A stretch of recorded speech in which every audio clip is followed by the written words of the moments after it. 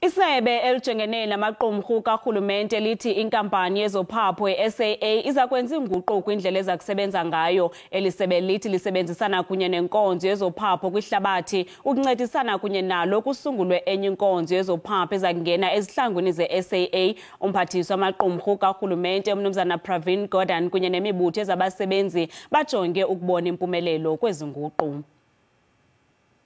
Emva kwabalawuli intloko abangama-21 kwisigaba seminyaka eli-10 kuquka nokuphulukana neebhiliyoni zeerandi ngenxa yolawulo olugwenxa kunye norhwaphilizo, isebe elijongene namaqumrhu kaRhulumente lithi kuza kubakho iinguqu kwinkampani yezophapho iSAA. Oku kuthetha ukuba abasebenzi baza kunikwa nethuba lokuba baphuhliswe nangezinye izakhono. Ingcali kwezophapho uDesmond Latham uthi le yindlela ekwakufanele ukuba kudala iSAA yayithathayo. Talking about restructuring the airline is long overdue, and now that there's been a requirement and necessity to do that, everyone's coming on board, including the unions, the Pilots Association, cabin crew, and so on. But there's a 27 billion rand debt that SAA has gathered over the last 10 years, and who's going to own that? It's going to be written off.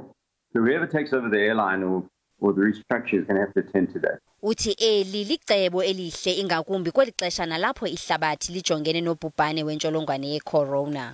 I think that there's a time to look at strategy and strategic logistics and transport, and SAA is one of those. So as a nation state, you need to kind of secure your air freight. A lot of the masks that are being flown into the country are coming via air freight transport. To give you an example of how important that aviation is for us, and the other medical supplies that come in by air. Ukwathi le nkampani kuza kufuneka isebenzise ubulumko ukuzama ukuthintela ulawulo olugwenxa.